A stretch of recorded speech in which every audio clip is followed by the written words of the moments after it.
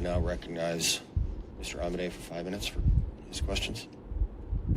Thank you, Chairman, and thank you, everybody, for being here today as well.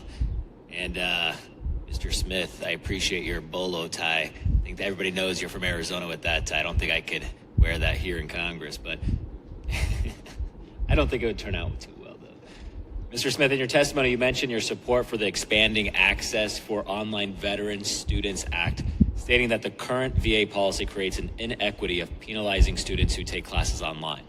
Could you elaborate on this and talk about your own experience pursuing online education? Yes, sir. Thank you. You could pull off a bolo tie.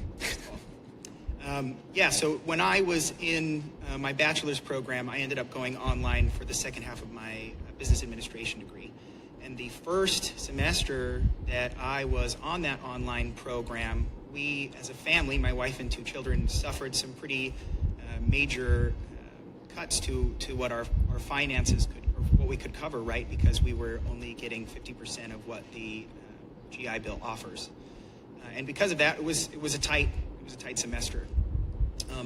Right after that, and maybe the only time we'll say thankfully when we talk about COVID is there was a period of they repealed that issue for the COVID problem, and when that happened, we were able to sustain the full family under the full benefit. The reality of the situation is that no matter where you're going to school or what your modality is, that you still have expenses, and often these families depend on that as a paycheck to support an entire family. Mr. Smith, in your testimony, you mentioned some key data points that could help veterans going through the VRNE program find meaningful employment, including tracking job retention, veteran satisfaction scores, cost per outcome, and long-term wage growth, and more. Could you elaborate on how you gathered all of these facts and how they can improve the program? Yes, sir. So I was just kind of coming up with a couple of possible ideas that might support better understanding of the VRNE program.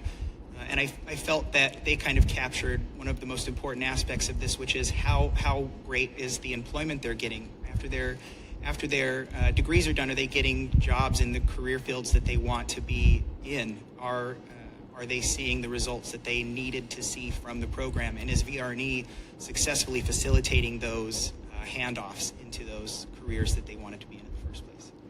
And in your testimony, you mentioned the need for an increase in book stipend. How much do you think the book stipend should be increased to account for inflationary costs? I'm not sure.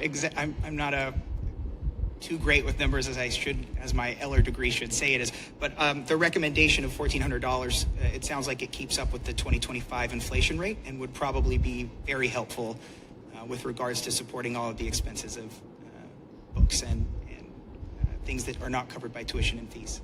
That would cover, at the University of Arizona, a lot of the veterans who are going there? Absolutely, sir. Yeah, that would cover everything they needed. Okay, very good. You're doing great work at the University of Arizona. I know that's my graduate school alma mater, and also where I joined the military in the ROTC program, so I have a lot of ties to it. But with that, Chairman, I yield back. Thank you.